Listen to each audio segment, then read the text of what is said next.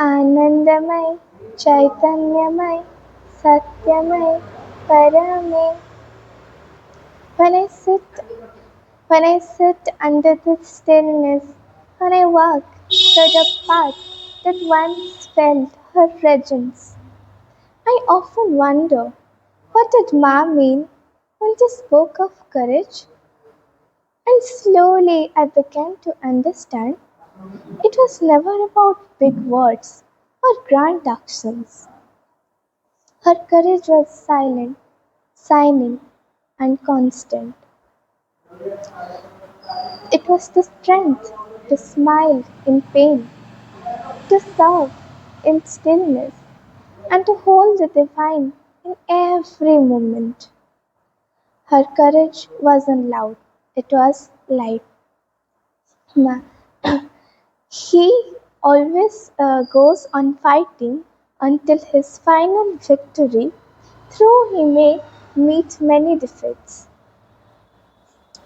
ମା ତାଙ୍କ ସାହସ ବିଷୟରେ କହିବାକୁ ଯାଇ ଗର୍ଭଶ୍ରୀ ବହିରେ କହିବାକୁ ଯାଇ କହିଛନ୍ତି, ତୁମେ ଜଳ ମଧ୍ୟରେ ପଡ଼ିଗଲ, କିନ୍ତୁ ତୁମେ ସେ ବିପୁଳ ଜଳରାଶିକୁ ଦେଖି ଭୟଭୀତ ହେଲ ନାହିଁ। ତୁମେ ହାତ ଗୋଡ଼ ଚଲେଇବାକୁ ଆରମ୍ଭ କଲ। ତୁମକୁ ଯିଏ ସନ୍ତରଣ ଶିକ୍ଷା ଦେଇଥିଲେ ତାଙ୍କ ପ୍ରତି କେତେ କୃତଜ୍ଞତା ଜ୍ଞାପନ କରିଥିଲ ଏବଂ ନିରାପଦରେ ଢେଉମାନଙ୍କ ସହ ଲଢ଼ି ଫେରି ପଳେଇ ଆସିଲ। ଏହା ତୁମର ଏକ ସାହସର ପରିଚୟ। ତୁମେ ନିଦ୍ରିତ ଥିଲ। ନିଆଁ ନିଆଁ ଏ ଭୟଙ୍କର ଚିତ୍କାର ଶୁଣି ତୁମେ ଜାଗି ଉଠିଲ। ଶଯ୍ୟା ତ୍ୟାଗ କରି ତୁମେ ଚାଲି ଆସିଲ ଏବଂ ଅଗ୍ନିଶିଖାର ଲାଲ ରଙ୍ଗ ତୁମ ଆଖିରେ ପଡ଼ିଲା, କିନ୍ତୁ ତୁମେ ଭୟଭୀତ ହେଲ ନାହିଁ। ଧୂଆଁ ମଧ୍ୟ ଦେଇ ସ୍ଫୁଲିଙ୍ଗ ତଥା ଅଗ୍ନିଶିଖା ମଧ୍ୟରୁ ଦୌଡ଼ି ଆସିଲ ଏବଂ ସାହସର ସହ ବାହାରି ଆସିଲ। ଏହା ମଧ୍ୟ ତୁମର ଏକ ସାହସର ପରିଚୟ। ଯେତେବେଳେ ସନ୍ତରଣ କରୁଥିଲ କିମ୍ବା ଅଗ୍ନିଶିଖା ଭିତରୁ ଦୌଡ଼ି ଆସିଥିଲ, ସେତେବେଳେ ତୁମେ କାହାକୁ ବଞ୍ଚାଇବାକୁ ଚେଷ୍ଟା କରୁଥିଲ? ତୁମ ନିଜକୁ। ଏହି ସମସ୍ତ କ୍ଷେତ୍ର ମଧ୍ୟରେ ଯେଉଁ ସାହସ ଦେଖାଯାଉଥିଲା ତାହାକୁ କହନ୍ତି ଆତ୍ମରକ୍ଷା ବା ନିଜକୁ ରକ୍ଷା କରିବାର ପ୍ରେରଣାତ୍ମକ ସାହସ। କିନ୍ତୁ ଏହା କ'ଣ ଖରାପ? ନା, କେବେ ବି ନୁହେଁ। ପ୍ରତ୍ୟେକ ନିଜ ନିଜ ଜୀବନ ରକ୍ଷା କରିବା ଏବଂ ନିରାପଦରେ ରଖିବା ପାଇଁ ସାହସ ଦେଖାଇବା ଉଚିତ। ଏହିଭଳି ନିଜକୁ ମରଣାନ୍ତକ ବିପଦରୁ ଉଦ୍ଧାର କରିବା ପାଇଁ କେତେ ଗୁଡ଼ିଏ ଉଦାହରଣ ରହିଛି। ସେଥିମଧ୍ୟରୁ ଆମେ ଗୋଟେ ଲୋମହର୍ଷଣକାରୀ ଗଳ୍ପ କହିବା। ଜଣେ ରାଜା ଥିଲେ, ରାଜା ଜନକ। ମିଥିଲାପୁରୀର ରାଜା।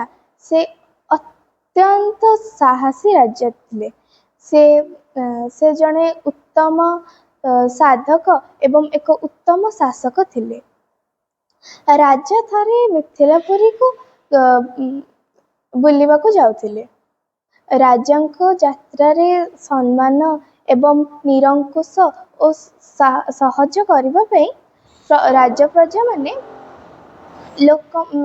ଲୋକଶୂନ୍ୟ ଏବଂ ରାସ୍ତାକୁ ନିର୍ଜନ କରିଦେଇଥିଲେ। ସେହି ସମୟରେ ରାଜା ଅଷ୍ଟବକ୍ର ଋଷି ସେଇ ବାଟ ଦେଇ ଯାଉଥିଲେ। ବାଟୋଇମାନେ ଚାଲୁଥିଲା ବେଳେ ଯେତେବେଳେ ସେ ଦେଖିଲେ ତାଙ୍କ ଗନ୍ତବ୍ୟ ସ୍ଥଳକୁ ସେମାନେ ଯାଇପାରୁନାହାନ୍ତି ଏବଂ ଅଟକି ରହିଛନ୍ତି, ସେତେବେଳେ ଋଷି ଅଷ୍ଟବକ୍ର ସବୁ କର୍ମଚାରୀଙ୍କ ନିୟମ ଉଲ୍ଲଂଘନ କରି ସେ ଆଗକୁ ଚାଲିଲେ ଏବଂ ତାଙ୍କ ଧମକ ଚମକର ଉତ୍ତର ସ୍ୱରୂପରେ କହିଲେ, ଏଇ ରାସ୍ତାରେ ରାଜାଙ୍କର ଯେତିକି ଅଧିକାର ଅଛି ସେତିକି ଅଧିକାର ପ୍ରଜାମାନଙ୍କର ମଧ୍ୟ ଅଛି। ଆଉ ରାଜା ତାଙ୍କ ସୁଖ ଏବଂ ସୁଖ ସହଜ ପାଇଁ ପ୍ରଜାଙ୍କର ଅଧିକାରରୁ ବଞ୍ଚିତ କରିପାରିବେ ନାହିଁ। ଆଉ ଯଦି ରାଜା ଏହା କରିବେ ତେବେ ତାଙ୍କ କର୍ତ୍ତବ୍ୟ ପାଳନର ଏକ ଗୁରୁତ୍ୱର ଅପରାଧ ହେବ। ଆଉ ରାଜାଙ୍କର ଏହି ଭ୍ରମ ଦୂର କରିବା ପାଇଁ ଏବଂ ତାଙ୍କୁ ଉଚିତ ଶିକ୍ଷା ଦେବା ପାଇଁ ଆମ ଋଷିମୁନି ମାନଙ୍କର କର୍ତ୍ତବ୍ୟ। ମୁଁ କାହାର କିଛି କ୍ଷତି କରୁନାହିଁ, ତ ମୁଁ ଏଠି ଚାଲିପାରିବି, ଏକଥା ତୁମେ ତମ ରାଜାଙ୍କୁ ମଧ୍ୟ କହିପାର। ଋଷିଙ୍କର ଏ କଥା ଶୁଣି ରାଜ କର୍ମଚାରୀମାନେ ତାଙ୍କୁ ରାଜାଙ୍କ ନିକଟକୁ ନେଇଗଲେ। ରାଜା ସମସ୍ତ ବିବରଣୀ ଶୁଣି କହିଲେ, ଋଷି, ଆପଣଙ୍କ ଭଳି ତେଜସ୍ୱୀ ତପସ୍ୱୀ ବ୍ରାହ୍ମଣ ଯେଉଁ ଦେଶରେ ଥିବ ସେଇ ରାଜ୍ୟ ମହାନ, ସେଇ ରାଜା ମହାନ। ଆପଣଙ୍କ ଭଳି ସାହସୀ ଋଷି ସତ୍ପୁରୁଷ ଯେଉଁଠି ଥିବ ସେଠି ଦେଶର ଅଶେଷ କଲ୍ୟାଣ ହେବ। ଆପଣ ମୋର ଭୁଲ ସୁଧାରି ମୋତେ କୃତଜ୍ଞ କରିଦେଇଛନ୍ତି। ଆପଣଙ୍କ କର୍ମଚାରୀମାନଙ୍କର ଧମକ ଚମକ ଏବଂ ନିୟମକୁ ଅମାନ୍ୟ କରି ଆପଣ ଏକ ନୀତି ଓ ନ୍ୟାୟ ଦୃଷ୍ଟିଭଙ୍ଗୀରେ ଆଗକୁ ଚାଲିଲେ। ଆପଣଙ୍କ ଭଳି ସତ୍ପୁରୁଷ ଏ ଦେଶ ପାଇଁ ମହାନ। ଆପଣଙ୍କୁ ଅନୁରୋଧ କରାଯାଉଛି ଯେ ଏପରି ନୀତି ଓ ନ୍ୟାୟ ପକ୍ଷରେ ସବୁବେଳେ ଚାଲନ୍ତୁ। ତ ଏଠି ଯେଉଁ ସାହସ ଦେଖାଗଲା ତାହା ଶରୀର ସମ୍ବନ୍ଧୀୟ ନୁହେଁ, ତାହା ନୀତି ସମ୍ବନ୍ଧୀୟ। ତେଣୁ ଏ ସାହସକୁ ଆମେ ନୈତିକ ସାହସ ବୋଲି କହିପାରିବୁ। ତେଣୁ ଯେତେବେଳେ ଆମେ ଭୟଭୀତ ବା ଅନିଶ୍ଚିତ ଅନୁଭବ କରିବୁ ସେତେବେଳେ ଆମେ ମାଙ୍କର ସେଇ ନୀରବ ଦୃଷ୍ଟିକୁ ମନେ ପକାଇବାକୁ ଚେଷ୍ଟା କରିବୁ। କିପରି ସେ ତାଙ୍କ ଆଖିରେ ଶାନ୍ତି ସହିତ ସମଗ୍ର ପୃଥିବୀକୁ ଧରି ରଖିଥିଲେ। ତାଙ୍କ ବାର୍ତ୍ତା ଆମମାନଙ୍କ ସମସ୍ତଙ୍କ ଭିତରେ ବଞ୍ଚି ରହିଛି। Have faith, work on child, the path is taken care of. Let us try to live that courage. Om Sri Ma Sri Aurobindo Saranam Mama. Divine gratitude.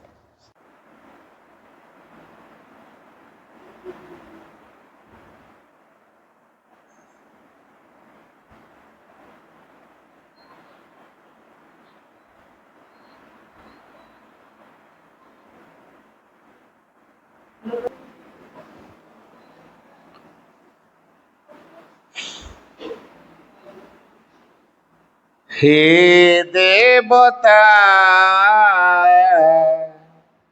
प्रथम देखारे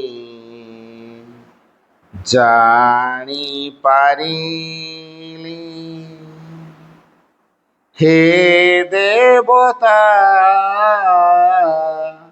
प्रथम देखारे जानी पारिली। मो अंतर सता तुमे सेहि दिन जानिली। जानी पारिली, जानी पारिली। हे देवता प्रथम देखारे जानी पारिली, जानी पारिली। हे देवता नैवेद्य ग्रहण कर मोहर। सकल चिंता भावना अनुभूति भी तुमर। प्रत्येक रकत बिंदु प्रभु सेना तुमरी। प्रत्येक रकत बिंदु प्रभु सेना तुमरी। प्रत्येक रकत बिंदु प्रभु सेना तुमरी जानी पारिली जानी पारिली हे देवता प्रथम देखारे जानी पारिली जानी पारिली एकांते तुमरी मोहि देवधावा संकोच नाही जहा चाहि बता हेबी जहा देवता नेबी जीवन मरण पछे बरण मु करिली जीवन मरण पछे बरण मु करिली जीवन मरण पछे बरण मु करिली जानी पारिली जानी पारिली हे देवता प्रथम देखारे जानी पारिली जानी पारिली देव सुख दुख जाहा आनंद रे नेबी ताहा तुमर अवदान मो पाई स्वर्गीय दान सर्वश्रेष्ठ आनंद से देव मोते जानिली सर्वश्रेष्ठ आनंद से देव मोते जानिली सर्वश्रेष्ठ आनंद से देव मोते जानिली जानी पारिली जानी पारिली हे देवता प्रथम देखारे जानी पारिली जानी पारिली मो अंतर सता तुमे सेहि दिन जानिली जानी पारिली जानी पारिली जानी पारिली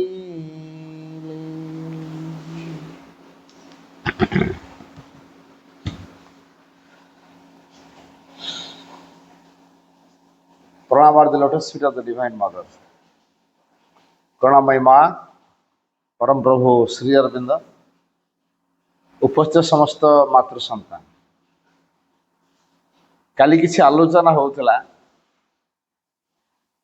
काली बुझी ना जी जन अच्छे बर्तमान बुझी हैं भलरे बुझी तुम मानकर बुझी तो डाउट अच्छी किसी ताकू नहीं किसी प्रश्न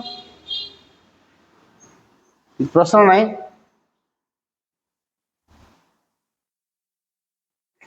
नथिंग कारण सहज ढंग से कहला सहज ढंग से कहला तेणु असुविधा किसी हौ मु बर्तमान आज आउ किछि कहिबी हला गोटे कथा आमे सबू भगवान को द्वारा बछा ହେଇଛୁ आमको ये पृथ्वी की अणा ହେଇଛି कौन पे अणा ହେଇଛି आमे अग्रगति करिवु बोली भीतर स्मार्ट नहीं भीतर स्मार्ट भूल कथा ठकिवाटा हो भीतर स्मार्ट हेले जन ठकियो भीतर स्मार्ट नुह भीतर साइकिक सहित जोड़ी हवा स्मार्टनेस नुह हेडा भेरी सिंप्लिसिटी ଭିତରେ ସାଇକିକ ସିମ୍ପ୍ଲିସିଟିଟା ତିଆରି ହବ। ମାଇଣ୍ଡରେ ସିମ୍ପ୍ଲିସିଟି ତିଆରି ଠକେଇ ହବ। ମାଇଣ୍ଡରେ ସିମ୍ପ୍ଲିସିଟି ହେଲେ ସରଳିଆ ମନ କଣ ହଉଛି ପରେ ହବ। ଧୀରେ ଧୀରେ ସବୁ ଜିନିଷ ଖୋଲିବ ହେଲା। ମାଇଣ୍ଡରେ ସିମ୍ପ୍ଲିସିଟି ହେଲେ ସରଳିଆ ମନରେ ଜଣେ ଅନ୍ୟକୁ ଠକେଇ ଦବ। ସାଇକିକ ସିମ୍ପ୍ଲିସିଟିରେ ଜଣେ ଠକେଇ ପାରିବନି ହେଲା। ଆମକୁ ଭିତରେ ସେ ସାଇକିକ ସିମ୍ପ୍ଲିସିଟିଟା ରଖିବାକୁ ପଡିବ। ଆଉ ମାଇଣ୍ଡରେ ସିମ୍ପ୍ଲିସିଟି ହେଇଗଲେ ଜଣେ ଆମକୁ ଜଣେ ଠକେଇ ଦବ। କେତେ ଜିନିଷ ନା ଏତିକି ଟଙ୍କା, ଭାଗ କେତେ କରୁଛୁ ନା 20 ଟଙ୍କା, 5,000 ଦେ 50 ଟଙ୍କା ନେ ହେଲା। ନା ନା 50 ଟଙ୍କା ହବନି, କେତେ ଆଉ 10 ଟଙ୍କା ଦିଅ, ତମର ତ ହଉନି ହିସାବରେ। ସେ ଏମିତି ଠକି କହୁଥିବ କାରଣ ସେ କିଛି ହିସାବ ଜାଣିପାରୁନି ହେଲା। ତାପରେ ଦେଖ ମୁଁ କେତେ ଦେଲି, ନୋଟ ଗୁଡା ଦେଖିପାରୁଛୁ ନା ନାଇଁ, କଣ କେତେ ହେଲା। ସେ ସବୁ ଜାଣି ଶୁଣିକି ଖୁଚୁରା ଦେଇଥିବ, 5 ଟଙ୍କିଆ ଦେଇଥିବ, ସେ ତାର ଗଣୁଥିଲା କେତେ ଟଙ୍କା ହେଲା, ବାବୁ ଏଟା କେତେ ଟଙ୍କା ଦେଲା ଦେଖିଲ। ମାନେ ଟଙ୍କାର ନୋଟକୁ ସେ ଦେଖିକି ଚିହ୍ନି ପାରୁନି ଏଟା କେତେ ଟଙ୍କିଆ ବୋଲି ହେଲା। ତେଣୁ 60 ଟଙ୍କା ଦେଇ କହୁଥିବ ଏଟା ମୁଁ ଦେଖ ଏଟା 20 ଟଙ୍କିଆ, ଏଟା ଦେଲି ହିସାବ କର, ଦେଖ ଏଟା 20 ଟଙ୍କିଆ ଦେଲି, କଏନ ଦେଲି ହେଲା। 5 ଟଙ୍କିଆ ଦେଇ କହୁଥିବ 50 ଟଙ୍କିଆ ଦେଲି। ଏଭଳିଆ ଠକି ଦିଏ। କାହିଁକି? ସେ ଯେହେତୁ ଚିହ୍ନି ନେଇ ଜାଣିନି, ହଁ ଦେ ଯାହା ହେଲା ହେଲା। ଏଇଟା କଣ ତା ମନଟା ସରଳ ବୋଲି, ହଁ ଯିଏ ଯାହା ଦଉଛି ଦଉ, ଯିଏ ଯାହା କଲା କହୁ ହେଇଥିବ। ତା ସରଳ ମନଟା ଏଇଟା କରିଦେଲା, ତେଣୁ ସେ ଅନ୍ୟ ଜଣ ଠକେଇ ଦେଲା। ସାଇକିକରେ ଯେତେବେଳେ ସରଳତା ଆସିଯିବ ଠକେଇ ପାରିବନି। ତା ଭିତର ଜିନିଷ ଗୁଡା ସେ ପଟାପଟ ଦେଖି ଦଉଥିବ, ଜାଣି ଦଉଥିବ। ଏଇ ଗହିରିଆ କଥା ମୁଁ ତମକୁ ସେ କଥା କହୁନି ହେଲା। ତମକୁ ଯୋଉଟା ସହଜିଆ କଥା ମୁଁ ସେଇ କଥା କହୁଛି, ବୁଝିପାରୁଛି। ତମେ ମାନେ ବର୍ତ୍ତମାନ ସମାଜକୁ ଟିକେ ଲକ୍ଷ୍ୟ କର ହେଲା। ବର୍ତ୍ତମାନ ସମାଜରେ ଚୋରି ହଉଛି ନା ନାହିଁ, ଠକାମି ହଉଛି ନା ନାହିଁ, ମିଛ କହିବା ହଉଛି ନା ନାହିଁ, ଗୁଣ୍ଡାଗିରି ହଉଛି ନା ନାହିଁ, ବଦମାସି ହଉଛି ନା ନାହିଁ। ତମେ ସେଭଳିଆ ପିଲା ହବାକୁ ଚାହଁ? ଆଚ୍ଛା, ଯୋଉମାନେ କରୁଛନ୍ତି ସେ କଣ ପାଠ ପଢୁନାହାନ୍ତି? ପାଠ ପଢୁଛନ୍ତି ନା ନାଇଁ? ହାଫିଜ ଯୋଉ ଆତଙ୍କବାଦୀ ଟ୍ୟାଲେଣ୍ଟେଡ ପିଲା ପାକିସ୍ତାନର, ଜାଣିଛ ନା ନାଇଁ? ଆମେରିକା ୟୁନିଭର୍ସିଟିରେ ପାଠ ପଢୁଛି Hafiz, talented, most talented, scholarship ପାଏ ହେଲା। ମୋଷ୍ଟ ଟ୍ୟାଲେଣ୍ଟେଡ, ପାକିସ୍ତାନର ମୋଷ୍ଟ ଟ୍ୟାଲେଣ୍ଟେଡ ପିଲା ହଉଛି ହାଫିଜ ହେଲା। କଣ କାମ କରୁଛି? ଆତଙ୍କବାଦୀ କାମ କରୁଛି। ତମେ ସେମିତି ଟ୍ୟାଲେଣ୍ଟେଡ ହବ, ଆତଙ୍କବାଦୀ କାମ କରିବ? ଆଚ୍ଛା, ସିଏ କାହିଁକି ଏତେ ତ ପାଠ ପଢିଥିଲା, ତାହେଲେ ଏମିତି କାହିଁକି ହେଲା? ତାର ଜ୍ଞାନକୁ ସେ ସଦୁପଯୋଗ କରି ଶିଖିନି। ତା ଭିତରେ ଯୋଉ ଜ୍ଞାନ, ତାକୁ ନୋବୁଲ ୱେରେ, ମହତ ଉଦ୍ଦେଶ୍ୟରେ ସେ ବ୍ୟବହାର କରିଛି। କାଲି ମୁଁ କହୁଥିଲି ନା, ମହତ୍ତମ ଉଦ୍ଦେଶ୍ୟରେ ବ୍ୟବହାର ନିମିତ୍ତ ପରିପୂର୍ଣ୍ଣ କରି ଚଳିବା, ମହତ୍ତମ ଉଦ୍ଦେଶ୍ୟରେ ବ୍ୟବହାର କରିବା ଦରକାର। ଛୁରୀଟିଏ ଅଛି, ଡକ୍ଟର ହାବୁଡରେ ପଡିଲେ ସେ ଛୁରୀକି ସେ କଣ କରିବ? ଅପରେସନ କରିକି ରୋଗୀକୁ ବଞ୍ଚେଇ ଦବ। ଡକାୟତ ହାବୁଡରେ ପଡିଲେ କଣ ହବ? ଲୋକର ଗୋଡା କାଟିକି ମାରିକି ପଳେଇବ, ସତ ନା ନାଇଁ? ଛୁରୀ କଣ ଜାଣିଛି କି କୋଉଠି ବ୍ୟବହାର ହବ? ବ୍ୟବହାର କରୁଥିବା ଲୋକର ଜ୍ଞାନ ଉପରେ ନିର୍ଭର କରୁଛି କୋଉ କାମ ହବ। ଛୁରୀର କିଛି ଭୁଲ କି? ରୋଗୀକୁ ଅପରେସନ କରିବାରେ ଛୁରୀ ବ୍ୟବହାର କରାହବ, ଲୋକର ଗଳା କାଟିବା ପାଇଁ ବି ଛୁରୀ ବ୍ୟବହାର କରାହବ। ଛୁରୀକୁ ଯିଏ ବ୍ୟବହାର କରୁଛି ତା ଜ୍ଞାନ ଉପରେ ନିର୍ଭର କରୁଛି ସେ କୋଉ ଦିଗରେ ବ୍ୟବହାର କରିବ ହେଲା। ଛୁରୀର ଭୁଲ ନୁହଁ, ତାକୁ ବ୍ୟବହାର କରୁଥିବା ଲୋକର ଜ୍ଞାନର ତ୍ରୁଟି ରହିଛି, ବୁଝିହଉଛି। ତେଣୁ ଜ୍ଞାନରେ ସମସ୍ୟା ରହିଲେ ସମାଜରେ ଗୋଳମାଳ ହେଇଯିବ ହେଲା। ତେଣୁ ଆମେ ଜ୍ଞାନର ସଦୁପଯୋଗ କରିବା ନା ଦୁରୁପଯୋଗ କରିବା? ସଦୁପଯୋଗ କରିବାକୁ ହେଲେ କଣ କରିବା ଦରକାର?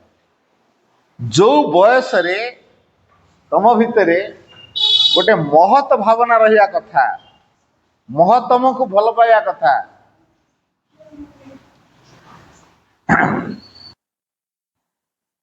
ତେଣୁ ଯୋଉ ନୋବୁଲ ୱେ ଏରେ ବ୍ୟବହାର କରିବାକୁ ହେଲେ ଆମକୁ ଗୋଟେ ନୋବୁଲ ଜିନିଷ, ନୋବୁଲ ମାନେ କଣ ବୁଝିପାରୁଛ ନା? ମହତ୍ତମ। ନୋବୁଲ ମାନେ କଣ? ଯୋଉ ବୟସରେ ପିଲା ଭିତରେ ଗୋଟେ ମହତ୍ତମ ଚିନ୍ତାଧାରା ରହିବା ଦରକାର। ମୁଁ ଏଇନା ଧର ପଚାରିବି ତମ ମହତ୍ତମ ଜିନିଷ କିଏ କେତେଟା ଲେଖିପାରୁଛ ଲେଖ। ମୁଁ ପିଲାଙ୍କୁ ସେଇଆ କରାଏ କ୍ଲାସରେ। या भितर भगवान सहित संपर्कित शब्द सरलता आध्यात्मिक शब्द जोड़ा भगवान सहित शब्द सरलता आंतरिकता धैर्य स्थिरता अकपट ये सब आध्यात्मिक धारण कथा है।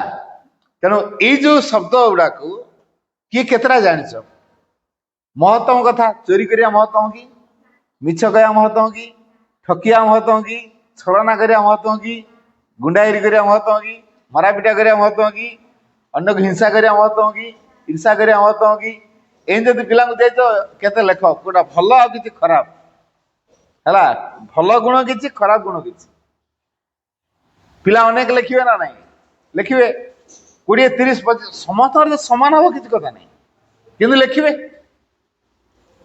तेणु जो बयस पिलार सौंदर्यगत भावना रहा कथा महत्तम प्रति रुचि रहा कथा उदारतार भाव रहा कथा सौंदर्यगत भावना रहा कथा से बयस से कौन करुच्ची टंकार पहाड़ स्वप्न देखुची है जेते टंकार पहाड़ स्वप्न से देखुची तेणु छुआ मुंडे ढुकीगला दुनिया बोधे आउ कि ना केवल टंका टंका टंका टंका है दुनिया बोधे दीटा कथा अच्छी गोटे हूँ पाठ पढ़ चाकरी कर अर्थ उपार्जन कर ना भिक माग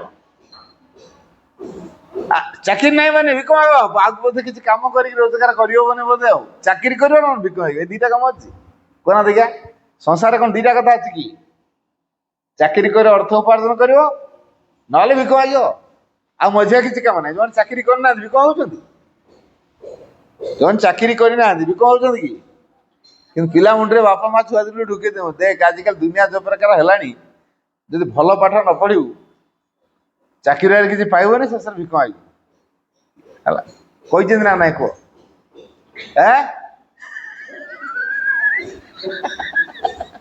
कही ना को प्रकार इंजेक्ट करा पिलार माइंड भितर पिला से चिंता कला हाँ ताले बोधे दीटा कथा संसार अच्छी आइदर पाठ पढ़ी कि चाकरी कर अर्थ उपार्जन कर और भिक माग ताले मु कौटा को बाछी है चाकरी मोर कौन हम मुझे बाछी चाकरी करने पाठ पढ़ी चाकरी करने बाछी हेले आजिकल जो प्रकार पिला समस्त तो कहे चाकरी एत पिला तो चाकरी मिलनी जो किसी रही चाकरी पाइबे तार कौन भिक मागे तार मुझे भिकारी भितर थी गोटे प्राक्टिकल कथा कह शुण आगुरी सब स्कूल मान इन्स्पेक्टर आसते इन्स्पेक्शन करने आम पाठ पढ़ला बेले आम कह बाबू आसवे काली सब सफा पैंट सार्ट पिंधिक सब आस तेना घर द्वार सब सफा सुतरा कर गार्डन सब सफा सुतरा कर आम पूर्व दिन सब घर द्वार क्लास रूम पूरा सफा सुतरा करी निजर सफा ड्रेस सब पिंधिक पूरा चिकन चाकन हो बाबू आसे पूरा बुझे क्या क्लास सब बुलिक देखिए से सेमती गोटे स्कूल शिक्षक कहीदे काली बाबू आसवे माने इन्स्पेक्टर स्कूल इन्स्पेक्टर एसआई बाबू बोली कहला सब आसे फिटफाट आसे सतगत सी गले गोटे क्लास को पचार ए क्लास भल भल पिला किए सार कहले पिलाटा भल पिलाटा स्कलार पिलाटा ठीक है से भल पिला को पचारे क्या हो तुम ना कौन पचार दे ना पचारे पाठ पढ़ी कौन हम पाठ पढ़ी कौन हम से कहला यहाँ टोंगा वाला है टोंगा कौन है टोंगा वाला टोंगा शगड़ गाड़ी की बलद टाणे आ रथ को छोटिया छोटिया रथ को किए टाणे टोंगा हूँ छोट गाड़ी टणा गाड़ीटा जो चक लगी मुड़ गोड़ लगी तो घोड़ाटे टाण घोड़ा गाड़ी टोंगा है से कहला मु टोंगा वाला है सार मुंडे हाथ देले स्कूल सार कौन कला इतने बढ़िया टैलेंटेड पिलाटा कुछ वो टोंगा वाला मैंने टोंगा वाला मैंने अन्य भाषा साधारण भाषा आम बुझा कौन रिक्शा वाला बुझिपार ना आम साधारण भाषा कौन बुझा ना गोटे रिक्शा वाला जे कि लोक बसई रिक्शा रे ସେ ଟାଣିବ ରିକ୍ସା। ଏଇଟା ଯେମିତି ଟଙ୍ଗାରେ ସେମିତି ବସେଇକି ସିଏ ନିଜେ ସେ ଟଙ୍କାକୁ ଚଲେଇବ। ଆମେ ଯେମିତି ରିକ୍ସା ବାଲା ବୁଝୁଛେ ସେମିତି ସେ ଲୋକଙ୍କୁ ଟଙ୍ଗାରେ ବସେଇବ, ତା ଟଙ୍କାକୁ ସେ ନିଜେ ଟାଣିବ, ତେଣୁ ଟଙ୍କା ବାଲା ସିଏ ହବ। କହିଲେ ଟଙ୍କା ବାଲା କାହିଁକି ହବ? ଡକ୍ଟର, ଇଞ୍ଜିନିୟର, ସାଇଣ୍ଟିଷ୍ଟ ଆଉ କଣ କଣ ବଡ ଅଫିସର କହିଥାନ୍ତୁ, ହେଲା ଟଙ୍କା ବାଲା କାହିଁକି? ଦେଖ ଫଟୋରେ ଲଗାଇଛି, କାହାର ଫଟୋ? ଶ୍ରୀକୃଷ୍ଣ ବସିଛନ୍ତି, ଅର୍ଜୁନ ବସିଛନ୍ତି ରଥରେ, ଶ୍ରୀକୃଷ୍ଣ ରଥ ଚଳଉଛନ୍ତି, ହେଲା ଶ୍ରୀକୃଷ୍ଣଙ୍କ ରଥ ସେଟା।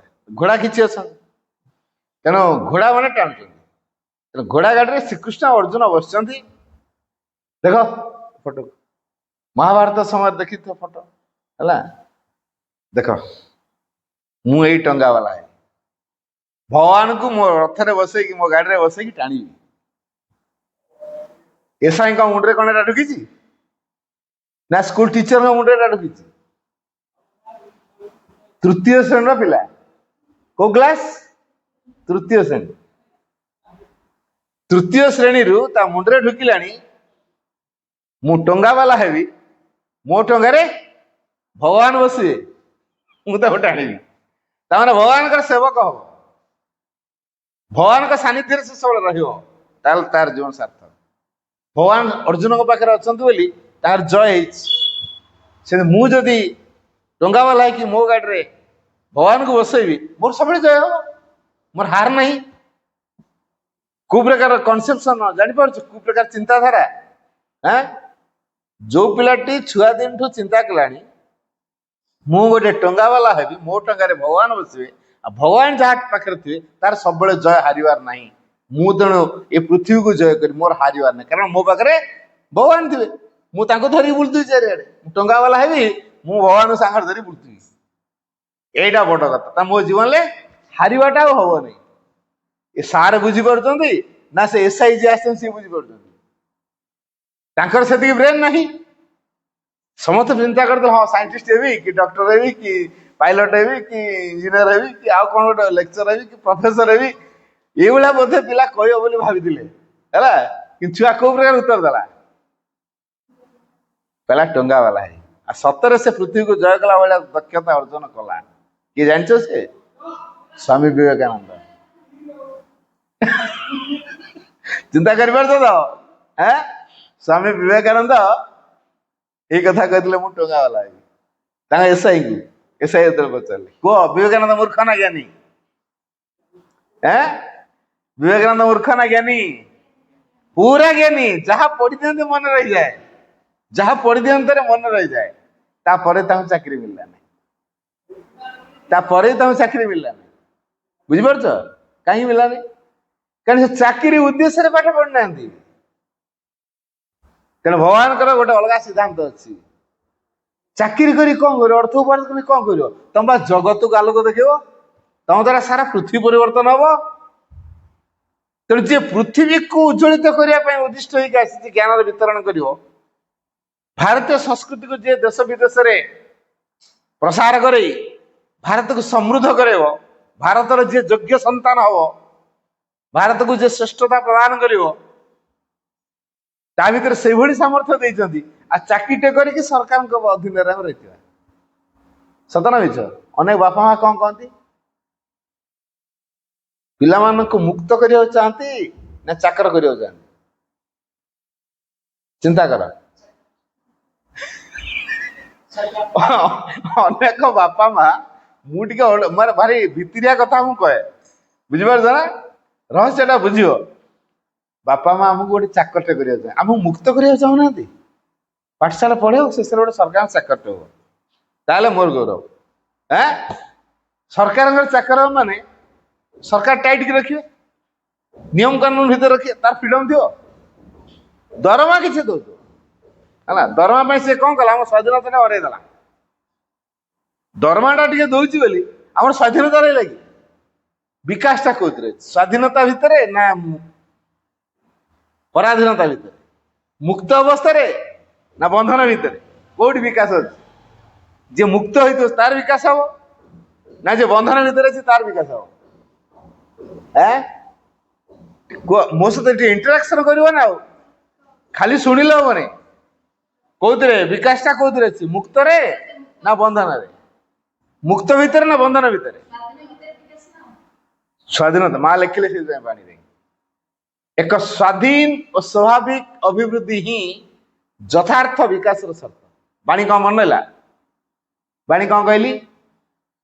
ଏକ ସ୍ୱାଧୀନ ଓ ସ୍ୱାଭାବିକ ଅଭିବୃଦ୍ଧି ହିଁ ଯଥାର୍ଥ ବିକାଶର ସର୍ତ୍ତ। ଗୋଟେ ସ୍ୱାଧୀନ ଭାବରେ ବିକାଶ କରିବ ଆଉ ସ୍ୱାଭାବିକ ଭାବରେ ବିକାଶ କରିବ। କୁହ, ଯଦି ଜଣଙ୍କର ଅଧୀନରେ ଥିବ ତମ ସ୍ୱାଧୀନତା ରହିବ? ଯାହା ଯେତେବେଳେ ଚାହୁଁଛ କରିବା ପାଇଁ କରିପାରିବ? ତମେ ଯେତେବେଳେ ଯାହା ଚାହୁଁଛ କରିବା ପାଇଁ ସେଟା କରିପାରିବ ନାହିଁ। ତମ ସ୍ୱାଧୀନତା ଗଲା, ବିକାଶ ହେଇପାରିବ? ସ୍ୱାମୀ ବିବେକାନନ୍ଦ ଗ୍ରାଜୁଏଟ, ସେତେବେଳର ଗ୍ରାଜୁଏଟ। କୁହ, ଚାକିରି ପାଇବା କଥା, ପାଇବା ପାଇଁ ଯୋଗ୍ୟ ନା ନାହିଁ? ତାପରେ ଚାକିରି ମିଳିଲାନି। ଗ୍ରାଜୁଏଟ ପିଲାକୁ ଚାକିରି ମିଳୁନି କାହିଁକି? ଭଗବାନ ଚାହୁଁନାହାନ୍ତି ଏ ଚାକିରି କରୁ। ଚାକିରି କଲେ କଣ ହବ? ସୀମିତ ହେଇଯିବ। ଇଏ ସାରା ସଂସାରକୁ ଆଲୋକ ଦେଖିବା ପାଇଁ ସେ ଫିଟ୍ ହେଇପାରିବ ନାହିଁ ହେଲା। ତେଣୁ ବୃହତ୍ତର କାର୍ଯ୍ୟଧାରା ତା ପାଇଁ ହବ। ଆଉ ତ ସଂକୀର୍ଣ୍ଣତା ଭିତରେ କାହିଁ ରଖିବେ? ତେଣୁ ଭଗବାନ କୋଉଥିପାଇଁ ଆମକୁ ସଂସାରକୁ ପଠେଇଛନ୍ତି ଆମେ ସେଇ କଥାଟା ଜାଣିନୁ। ଆମେ ଭଗବାନଙ୍କର ଇନଷ୍ଟ୍ରୁମେଣ୍ଟ। କାଲି ମୁଁ କହୁଥିଲି there is no greater pride and glory than to be a perfect instrument of the master। ପ୍ରଭୁଙ୍କର ପରିପୂର୍ଣ୍ଣ ଯନ୍ତ୍ରଟିଏ ହେବାଠୁ ଭଳି ବଡ଼ ଗର୍ବ ଓ ଗୌରବର କଥା ଆଉ କିଛି ନାହିଁ। ତେଣୁ ଭଗବାନଙ୍କର ଯନ୍ତ୍ର ହେବାଟା ହେଉଛି ସବୁଠୁ ଗୌରବପୂର୍ଣ୍ଣ କଥା। ଆଉ କଣ ପାଇଁ ସ୍ୱାମୀ ବିବେକାନନ୍ଦ ପ୍ରଥମରୁ କହିଲେ ମୁଁ ଭଗବାନଙ୍କର ଯନ୍ତ୍ର ହେବି, ଭଗବାନଙ୍କୁ ମୋ ରଥରେ ବସେଇ, ମୋ ଗାଡ଼ିରେ ବସେଇବି, ମୁଁ ତାଙ୍କୁ ଟାଣିବି, ସେଇଥିରେ ମୋର ଭାଗ୍ୟ, ସେଇଟା ମୋର ସୌଭାଗ୍ୟ। କାହିଁ କହିଥିଲେ? ଛୁଆ ଦିନଠୁ ତାଙ୍କର ସେ ଜ୍ଞାନଟା ଉଦ୍ରେକ ହେଲାଣି। କେମିତି ଆସିଲା ଏ ଜ୍ଞାନଟା ଜାଣିଛ? ତାଙ୍କ ଭିତରେ ଏଇ ପ୍ରକାର ଜ୍ଞାନ କୋଉଠୁ ଆସିଲା ଜାଣିଛ କି? ତା ମା ତପସ୍ୟା କରିକି ଆଣିଛି ହେଲା। ତପସ୍ୟାରୁ ସେ ଆସିଛି, ବୁଝିହଉଛି? ଭୁବନେଶ୍ୱରୀ ଦେବୀ ତପସ୍ୟା କରି କରି ନରେନକୁ ପାଇଛନ୍ତି। ତାପରେ ତାଙ୍କୁ ବିବେକାନନ୍ଦ ପରେ କୁହାଗଲା ହେଲା। ପିଲାଦିନୁ ଭଗବାନଙ୍କ କଥା କହିକି ଆସୁଛନ୍ତି। ରାମଙ୍କ କଥା କହୁଛନ୍ତି, ହନୁମାନଙ୍କ କଥା କହୁଛନ୍ତି, ଶିବଙ୍କ କଥା କହୁଛନ୍ତି, ଭଗବତ କଥା ଖାଲି କହୁଛନ୍ତି। ଛୁଆ ଅଲଗା କଥା କିଛି କହୁନାହାନ୍ତି। ହଁ, ପରବର୍ତ୍ତୀ ପର୍ଯ୍ୟାୟରେ ସେ ରାମକୃଷ୍ଣ ପରମହଂସଙ୍କର ଶିଷ୍ୟ ହେଲେ ହେଲା। ଆଚ୍ଛା, ସେ ରାମକୃଷ୍ଣ ପରମହଂସଙ୍କର ଯୋଉ ଶିଷ୍ୟ ହେଲେ,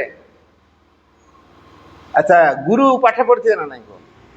ଆମକୁ ଯୋଉ ପାଠ ପଢୁଛନ୍ତି ସାର୍ ମାନେ, ଆମଠୁ ଅଧିକ କ୍ୱାଲିଫିକେସନ ଅଛି ନା ନାଇଁ? ଆମେ ତ ଏଇନା ଅଷ୍ଟମ କି ନବମ କି ଦଶମ କି ସପ୍ତମ ହେଇଥିବୁ। ଆମ ସାର୍ ବିଏ ବିଇଡି କରିଥିବେ, ସେମାନେ ସାର୍ ହେଇପାରିବେନି ନା, ଟିଚର ହେଇପାରିବେ କି? ତାହେଲେ ଆମଠୁ ସେ ଅଧିକ ନିହାତି ପଢିଥିବେ। ଦେଖ, ଜଣେ ମୂଳରୁ ପାଠ ପଢିନଥିବା ଲୋକ ବିବେକାନନ୍ଦ ଭଳି ବ୍ୟକ୍ତିତ୍ୱ ତିଆରି କରିଛନ୍ତି। କେତେ ପାଠ ପଢିଛନ୍ତି? ଶୁଣ, ମୂଳରୁ ପାଠ ପଢିନାହାନ୍ତି। ଆଚ୍ଛା, ଯିଏ ମୂଳରୁ ପାଠ ପଢିନି ବିବେକାନନ୍ଦ ଭଳି ପଣ୍ଡିତ ବା ଜ୍ଞାନୀ ମାନଙ୍କୁ କେମିତି ତିଆରି କଲେ? ଚିନ୍ତା କରି ହଉଛି? ଯିଏ ମୂଳରୁ ପାଠ ପଢି ନାହିଁ ସିଏ ବିବେକାନନ୍ଦଙ୍କ ଭଳି ଜ୍ଞାନ କେମିତି ତିଆରି କଲେ? ଜ୍ଞାନୀ ପିଲା କେମିତି ତିଆରି କଲେ? ଜାଣି ହଉଛି? ତେଣୁ ଏ ଦୃଷ୍ଟିରୁ ଅନୁଭବ କରିବା ଜ୍ଞାନଟା କୋଉଠି ଅଛି। ଯଦି ରାମକୃଷ୍ଣ ପରମହଂସ ପାଠ ପଢି ନାହାନ୍ତି କିନ୍ତୁ ସ୍ୱାମୀ ବିବେକାନନ୍ଦ ଭଳି ଛାତ୍ରକୁ, ଯୋଉମାନେ କି ଜ୍ଞାନୀ, ପୃଥିବୀର ଶ୍ରେଷ୍ଠ ଜ୍ଞାନୀ କହିବାକୁ ଗଲେ ଅତ୍ୟୁକ୍ତି ହବନି, ବିବେକାନନ୍ଦ ଭଳି ଜ୍ଞାନୀକୁ ସେ ତିଆରି କରିଦେଲେ। କାହା ପ୍ରଭାବରେ? ଚେତନାର ପ୍ରଭାବରେ। ତେଣୁ ଚେତନାଗତ ପ୍ରଭାବ ମନୁଷ୍ୟକୁ ମହାନ କରେ। এই ତଥାଗତ ଜ୍ଞାନ ଆମକୁ ସୀମିତ କରିଦିଏ। ଅନେକ ପ୍ୟାରେଣ୍ଟସ ଚାହୁଁଛନ୍ତି କଣ, ଆମ ପିଲା ଗୋଟେ ଚାକର ହଉ, ସେଇଥିରେ ମୋର ଗୌରବ, ମୁକ୍ତ ହଉ, ବିକାଶ କରୁ। କେହି ପିଲାକୁ ଇନ୍ସ୍ପାୟାର କରୁନାହାନ୍ତି। ସବୁ କଣ କହିଲେ, ବଡ ଚାକିରିଟେ କରିବ, ସଫ୍ଟୱେୟାର ଇଞ୍ଜିନିୟର, ମାସକୁ 3 ଲକ୍ଷ କି 4 ଲକ୍ଷ ଦରମା ପାଇବ। ଜଣେ IIT ବାବା, IIT ବାବା ବୁଝଛ ନା ହେଲା, IIT ବାବା ବାହାରେ ଚାକିରି କରିଥିଲା, ପ୍ୟାକେଜ 60 ଲକ୍ଷ। ବର୍ଷକୁ 60 ଲକ୍ଷ, ତାହେଲେ ମାସକୁ 5 ଲକ୍ଷ। ସବୁ ତୁଚ୍ଛ କରିଦେଇକି ସବୁ ଛାଡି ଛାଡି ଦେଇକି ବର୍ତ୍ତମାନ ବାବା ହେଇଯାଇଛି। ପଚାରି ତମେ କଣ ଏତେ କି 5 ଲକ୍ଷ ଟଙ୍କାର ମାସକୁ ଦରମା, ପୁଣି ସବୁ ଫେସିଲିଟି, ପୁଣି ସ୍ପେସ୍ ଇଞ୍ଜିନିୟର, ମହାକାଶ ଯାତ୍ରୀ ଯୋଉ ଯାଉଛନ୍ତି, ବୁଝୁଛି, ସେଥିରେ ସେ ଇଞ୍ଜିନିୟର। ଟ୍ୟାଲେଣ୍ଟେଡ, ଇଣ୍ଡିଆ ଭିତରେ ଟ୍ୟାଲେଣ୍ଟେଡ ପିଲା, 99% ସବୁ ଯାଏ, ସବୁବେଳେ 98 ତଳକୁ ତାର ମାର୍କ ନାହିଁ ସବୁଥିରେ, ତା କ୍ୟାରିୟର ଦେଖେଇଥିଲା ହେଲା, ସବୁଥିରେ। ଏଭଳିଆ ଟ୍ୟାଲେଣ୍ଟେଡ ପିଲା ଚାକିରି ବାକିରି ସବୁ ଛାଡି ଦେଇ କଣ କରିଛି, IIT ବାବା ହେଇଛି। IIT ପାଠ ପଢିଛି, IIT ଇଞ୍ଜିନିୟର, ବୁଝୁଛି।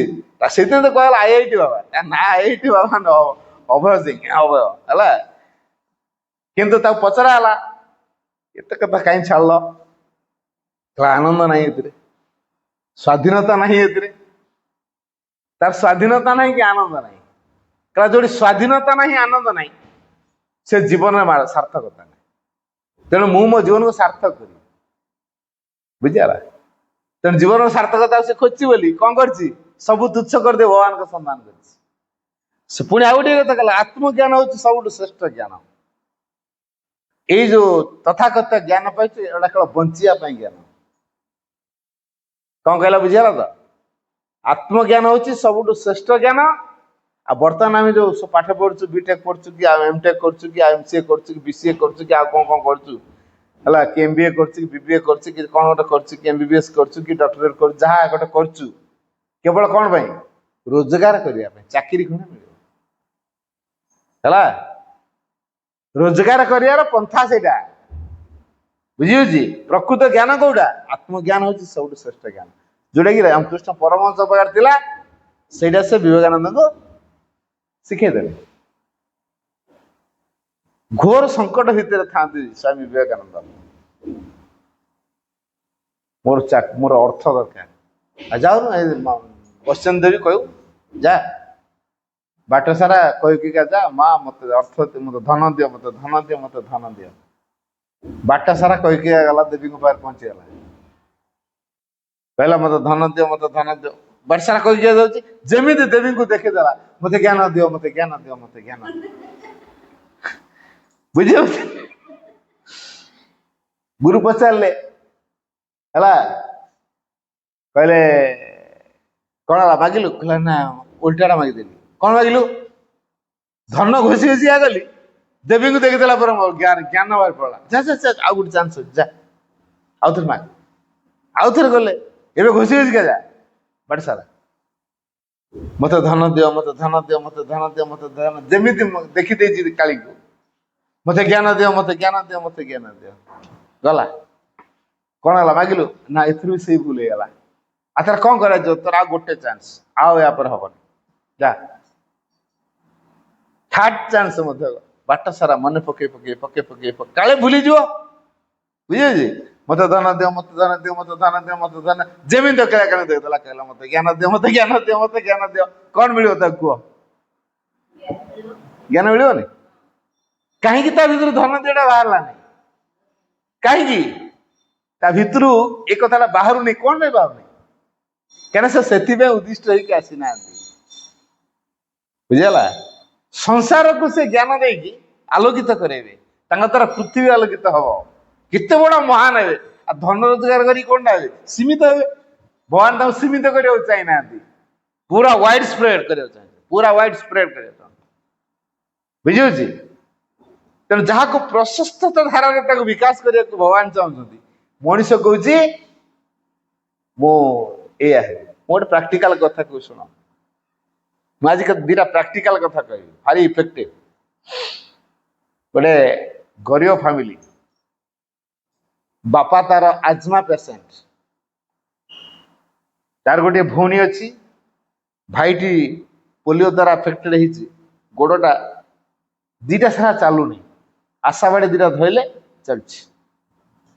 ପିଲାଟି ଷଷ୍ଠ ଶ୍ରେଣୀରେ ଯେତେବେଳେ ପାଠ ପଢୁଥିଲା, ତାର ଯେ ମାଉସୀ, ସିଏ ମତେ ଚିହ୍ନି ଦେଲା। ମତେ କହିଲା, ଭାଇ ମୋ ନାନୀ ଘରେ ଗୋଟେ ପାର୍ସଲ କରିବା, ଆଉ ଆପଣ ହିଁ ଯିବେ? ଠିକ ଅଛି ଯିବା। ତା ଘରକୁ ଗଲି, ଗୁଡାଏ ବାଟ, ମୋ ଘରଠୁ ଗୁଡାଏ ବାଟ। ମୁଁ ନେଇ ତାକୁ, ତମେ ପଇସା ପତ୍ର, ଗାଡି ଭଡା ଖର୍ଚ୍ଚ ବାହାରି ପାଇଁ ସେ ବ୍ୟସ୍ତ ହେଇ ପଡିବ ନା, କିଛି କହିବନି। ମୁଁ ପ୍ରିପେୟାର ଅଛି ପ୍ରିପେୟାର ଆସିବି। ତୁ ଯା କହିଲୁଣି ଯେହେତୁ ତାଙ୍କ ଘରର ଏମିତି ଅବସ୍ଥା, ଆଦୌ ତାକୁ ପଇସା ପତ୍ର କଥା କହିବୁ ଭାଇ ଆସନ୍ତା ଗାଡ଼ି ଭଡ଼ା ଖର୍ଚ୍ଚ ତ କିଛି କଥା କହିବୁ। ସେ ସତ କଥା କିଛି କହିଲାନି। ମୁଁ ପ୍ରିପେୟାର ହେଇକି ଯାଇଥିଲି, ମୋର ମାଆଙ୍କ କଥା ତାଙ୍କ ପହଞ୍ଚେଇକି ଆସେ, ତାପରେ ମା କ'ଣ କରି କ'ଣ ହେଲା ଅଲଗା କଥା। ତାପରେ ମାଆଙ୍କ କୃପା କଥା ମୁଁ କହିଲି ହେଲା, ଯେହେତୁ ମାଆଙ୍କ କୃପା କଥା କହିଲି, ଯେହେତୁ ମାଆଙ୍କର କୃପା କଥା କହିଲି, ପରିବାର ସାରା ସବୁ ଶୁଣୁଥାନ୍ତି। ତା ମା ମଟର ମଞ୍ଜି, ମଟର ଯୋଉ ପ୍ୟାକେଟ କରେ, ବାଦାମ ମଞ୍ଜି ପ୍ୟାକେଟ, ନଳି ପାମ୍ପଡ଼ ପ୍ୟାକେଟ, ଏଗୁଡ଼ା କରିକି ସେ ଦୋକାନ ମାନଙ୍କରେ ବିକ୍ରି କରେ। ମୁଢ଼ି ଭାଜେ, ମୁଢ଼ି ବିକ୍ରି କରେ, ମୁଢ଼ି ଅନ୍ୟମାନଙ୍କର ଭାଜି ଦିଏ, ସେଥିରୁ ପଇସା ଆଣେ। ସେ ଘରେ ନିଜେ ମୁଢ଼ି ଭାଜିକି ବୁଲେଇ ବୁଲେଇ ବିକେ। ପରିବାରଟିକୁ ତା ମା ହିଁ ଚଳଉଛି, ବୁଝିହଉଛି। ଯେହେତୁ ପରିବାରଟାକୁ ତା ମା ଚଳଉଛି ଏ ପ୍ରକାର ଦୁଃଖ କରିକି, ଝିଅଟି ଅଛି, ଭାଇଟା ତାର ବା ପୁଅଟା ତାର ଛୋଟା ଚାଲି ପାରୁନି, ବାପା ତାର ଆଜମା ପେସେଣ୍ଟ। ତେଣୁ ଏଇଭଳି କେତେ ଷ୍ଟ୍ରଗଲ କରିକି ସ୍ତ୍ରୀ ଲୋକଟି ପାଠ ପଢଉଛି ଛୁଆକୁ। ମୁଁ ତାଙ୍କ ଘରକୁ ଯାଇଛି, ତାପରେ ମାଙ୍କ କୃପା କଥା ସବୁ କହିସାରିବା ପରେ ପିଲାର ମା କହୁଛି, ଭାଇ ମୋ ପିଲାଟା ଠିକ ହେଇଯିବ। ମୁଁ ନେଇଲା ପରେ କୃପା କଥା ଶୁଣୁଥିଲୁ, ଅସମ୍ଭବ କିନ୍ତୁ ସମ୍ଭବ ହେଇଯାଉଛି। ମାଙ୍କର ଟଚ ରହିଲେ ଅସମ୍ଭବଟା ସମ୍ଭବ ହେଇଯାଉଛି। ଏ ଛୁଆ କାହିଁ ଠିକ ହବନି? ଦେଖ, ତମେ ଯଦି ମାକୁ ନିଷ୍ଠାର ସହିତ ଆନ୍ତରିକତାର ସହିତ ଡାକିବ, ତା ଆଶାବାଡି ମା ନେଇଯିବେ, ସେ ସିଧା ଚାଲିବ। କ'ଣ କରିବ? ମୁଁ ତମେ ସବୁଦିନ ତାକୁ ନାମ ଜପ କର, ତା ପାଇଁ ପ୍ରାର୍ଥନା, ଗୋଟେ କଲେକ୍ଟିଭ ପ୍ରାର୍ଥନା। ମୁଁ ଗୋଟେ ବାଣୀ ବି ସେଠି କହିଥିଲି, a collective aspiration can change the course of circumstances. Odia କହିଦେବି, ବ୍ୟସ୍ତ ହେବା ଦରକାର ନାହିଁ। A collective aspiration can change the course of circumstances. ପରିସ୍ଥିତିର ଗତିପଥକୁ ଗୋଟେ ସାମୂହିକ ପ୍ରାର୍ଥନା କ'ଣ କରେ? ବଦଳେଇ ଦିଏ। ପରିସ୍ଥିତି ଯେତେ କଟକଣା ହେଇଥାଉ, ପରିସ୍ଥିତି ଯେତେ ଦୁଷ୍ଟ ହେଇଥାଉ, ପରିସ୍ଥିତି ଯେତେ ଅଡୁଆ ହେଇଥାଉ, ଯଦି ସାମୂହିକ ଭାବରେ ପ୍ରାର୍ଥନାଟି ହଉଛି, କଲେକ୍ଟିଭ ଆସ୍ପିରେସନ ଅବିଶ୍ୱାସ ହଉଛି, ତାହେଲେ ଏ ଅବସ୍ଥା ବଦଳିଯିବ। ଠିକ ସେଇଆ ହେଲା। ପରିବାର ସାରା ଗୋଟିଏ ପିଲାକୁ ଭଲ କରିବା ପାଇଁ ପ୍ରାର୍ଥନା କଲେ, ସକାଳେ ସନ୍ଧ୍ୟାବେଳେ ନାମ ଜପ କଲେ, ସବୁବେଳେ ତ ଜପ ହେଲା। ଛୁଆ କେମିତି ଭଲ ହବ? କାରଣ ଗୋଟେ ବୋଲି ପୁଅ, ସେ ପୁଣି ଛୋଟାଟେ। ବାପା ଆଜମା ପେସେଣ୍ଟ, କେବଳ ଝିଅଟି ଠିକ ଅଛି, ମାଟି ଠିକ ଅଛି। କ'ଣ କରାଯାଏ? ଭବିଷ୍ୟତ ପରିବାରର କ'ଣ? ତାପରେ ଷଷ୍ଠ ଶ୍ରେଣୀରେ ପାଠ ପଢୁଥିବା ସମୟରେ ମୁଁ ତାଙ୍କ ଘରେ ପାର୍ସଲ କରିକି ଆସିଥିଲି। ତାର ଆଉ 6 ବର୍ଷ ପରେ ପୁଣି ଥରେ ଆନୁଆଲ ଡେ କୁ ଗଲି ହେଲା। ଆନୁଆଲ ଡେ ଗଲା ବେଳକୁ ନାମଜପ ତାଙ୍କର ଜୋରଦାର କରୁଛନ୍ତି, ପୁରା ପରିବର୍ତ୍ତନ ତାଙ୍କ ପରିବାର ହେଇଯାଇଛି। ଗଲାବେଳକୁ ସେ ପିଲା ଫୁଲ ପ୍ୟାଣ୍ଟ ଫୁଲ ସାର୍ଟ ପିନ୍ଧିଛି, ଆସିଲା ପାଦ ଛୁଇଁ ନମସ୍କାର କଲା, ଡେଙ୍ଗାଟା ହେଇଯାଇଛି। ମୁଁ ତାକୁ ଗୋଡରୁ ମୁଣ୍ଡ ପର୍ଯ୍ୟନ୍ତ ଅନେଇଲି। କହିଲା, ଭାଇ ମତେ ଚିହ୍ନି ପାରୁନାହାନ୍ତି? ମୁଁ ନା, ଟିକେ ଭଲ କି ମନେ ପକାନ୍ତୁ। ମୁଁ ନା, ମୁଁ ଜାଣିପାରୁନି। ଛୋଟ ପିଲାଟା ହେଇଥିଲା ଷଷ୍ଠ ଶ୍ରେଣୀରେ, ବର୍ତ୍ତମାନ ଡେଙ୍ଗା ଟିକେ ହେଇଗଲାଣି, 6 ବର୍ଷ ପାର ହେଇଯାଇଛି। 6 ବର୍ଷ ଭିତରେ ମୁଁ ତା ଦେଖାଏନି। ଆଉ ସେତେବେଳେ ସିଏ ଆଶାବାଡି ଧରିଥିଲା, ବର୍ତ୍ତମାନ ତା ଆଶାବାଡି ନାହିଁ, ପୁରା ସିଧା ଚାଲିଛି। ଆଉ ମୁଁ କେମିତି ଜାଣି ହେଇ ପିଲାଟା ବୋଲି? କହିଲା, ମୁଁ ଭାଇ ମୁନୁ। ଆରେ ମୁନୁ, ତୋର ଆଶାବାଡି? ଆପଣ ତ ନିଜେ କହିଥିଲେ ମା ଆଶାବାଡି ନେଇଯିବେ, ବର୍ତ୍ତମାନ ମା ଆଶାବାଡି ନେଇଯାଇଛନ୍ତି, ଆପଣ କ'ଣ ମତେ କହୁଛନ୍ତି? ଆରେ ସତେ, ଦେଖ ମା ତୋ ପ୍ରତି କେତେ ବଡ କୃପା କରିଛନ୍ତି। ଆଉ ଏବେ କ'ଣ କରିଛୁ? ନା ITI କଲୁ। କ'ଣ ପାଇଁ ITI କଲୁ? ମେଟ୍ରିକ ସରିଗଲା ପରେ ତୁ ITI କାହିଁ କଲୁ? ଆମ ଘରର ଅବସ୍ଥା ତ ଭାଇ ଆପଣ ଜାଣିଛନ୍ତି। ତେଣୁ ITI କରିଥିଲେ ଏ ପାଖାପାଖି କୋଉ କମ୍ପାନୀ ଫମ୍ପାନୀରେ ଯାଇକି ଆଗ ଜବଟେ କରିବି, ପରିବାର କିଛି ମାନେ ଆର୍ଥିକ ସଙ୍କଟ ଅଛି ଯୋଉ ଦୂର କରିବି, ତାପରେ ମୋ କ୍ୟାରିୟରକୁ ମୁଁ ବନେଇଦେବି। ନା ଆଗ ଅର୍ଥ ଉପାର୍ଜନ ପାଇଁ କରାହବ। ହଉ ଠିକ ଅଛି। କିନ୍ତୁ ITI ହେଲା ବେଳକୁ ତାର ଏଜ ହଉନି, ସେ ଗୋଟେ ସମସ୍ୟା ହେଇଗଲା। ଚାକିରି ହଉନି, ଏଜ ହଉନି, ଚାକିରି ହଉନି, ବୁଝିଛି। ମେଟ୍ରିକ ଟ୍ୟାଲେଣ୍ଟେଡ, ବଢିଆ ନମ୍ବର ରଖିଛି ହେଲା। ତାପରେ କହିଲେ, ୟା ପରେ ଭାଇ କ'ଣ କରିବୁ? +2 ଟା କର, ସାଇନ୍ସ ପଢ।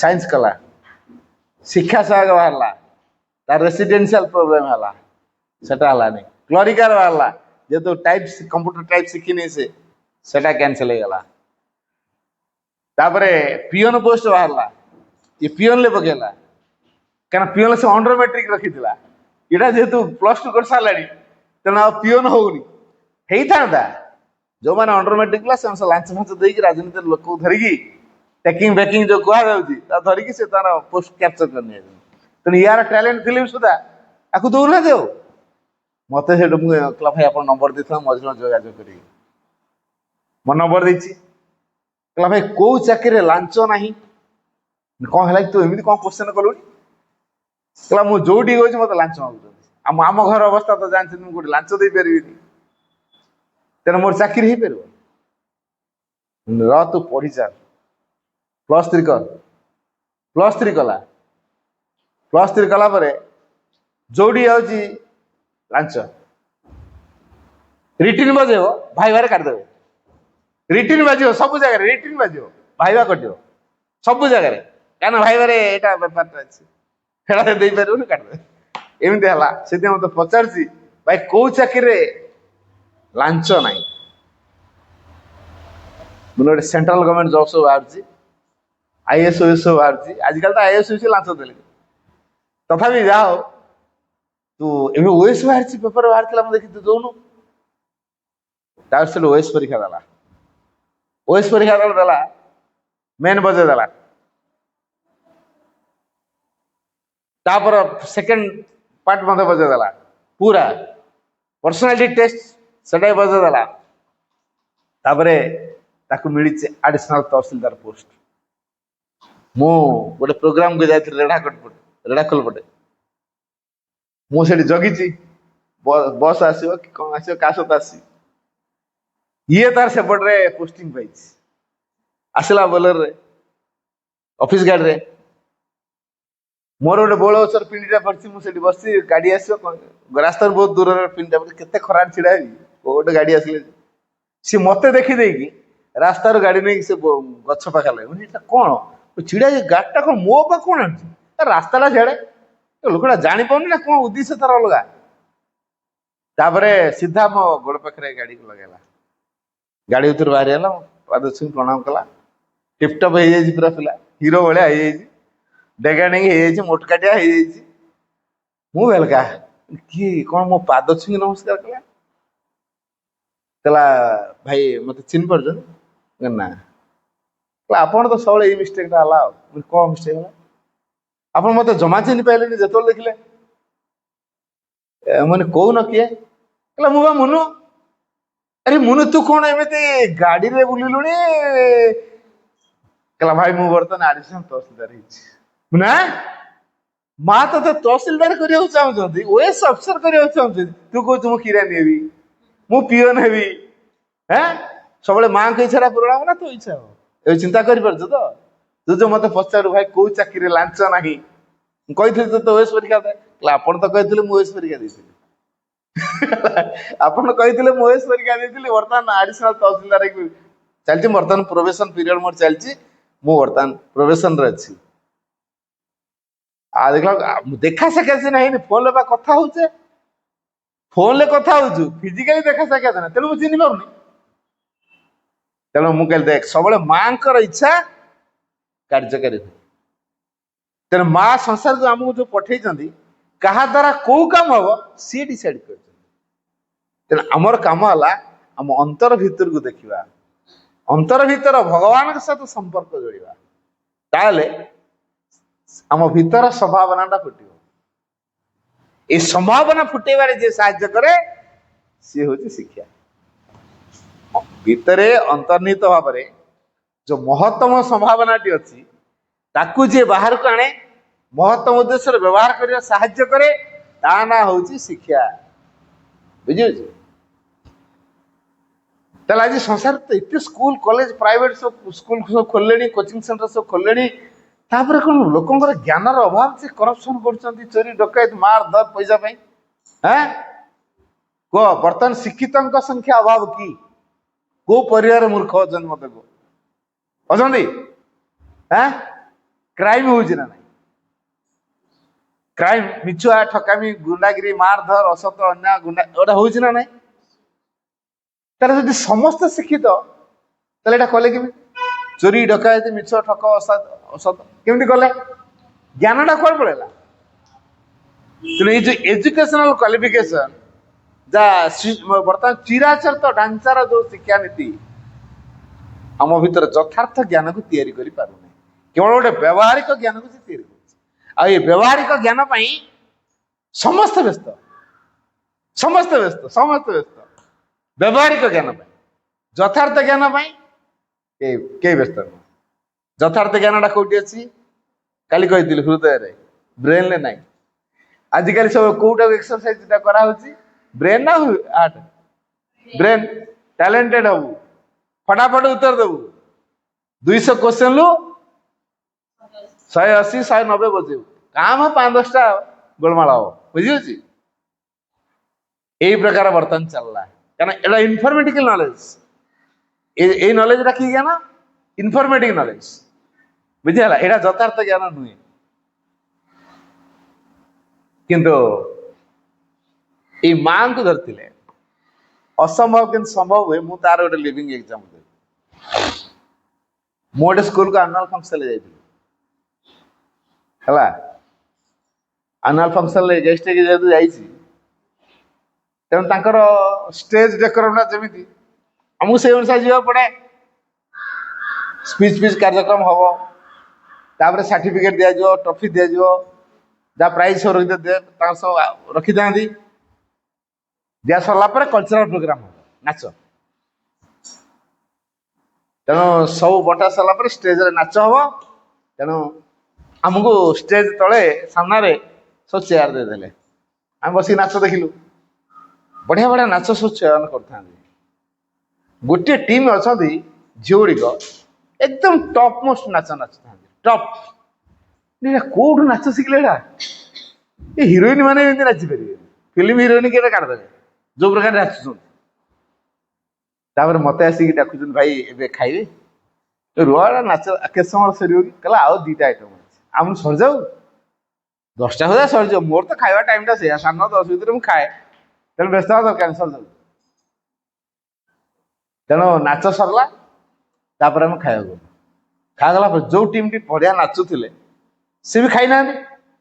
ଆମେ କହିବା ଛୁଆଙ୍କ ସହିତ ଖାଇବା, ମତେ ଅଲଗା କୁଆଡେ ସେ ଗେଷ୍ଟ ରୁମ୍ ନିଅନି, ଛୁଆଙ୍କ ସହିତ ଟିକେ ବସିବା, ଏଇ ଛୁଆଟା ନାଚୁ, ତାଙ୍କ ସହିତ ପଚାରିବା, ଇଣ୍ଟରାକ୍ସନ ଟିକେ ହବ। ତାପରେ ସାମ୍ନାରେ ବସା ମୁହାଁମୁହିଁ ଖାଉଛୁ। ବଢିଆ ନାଚୁଛ, ଏଟା କୋଉଠି ଶିଖିଲ ତମେ ସବୁ? କେତେ ଦିନ ହେଲା ଶିଖିଲଣି? କହିଲା ଭାଇ 15 ଦିନ ମାତ୍ର ଶିଖିଛୁ।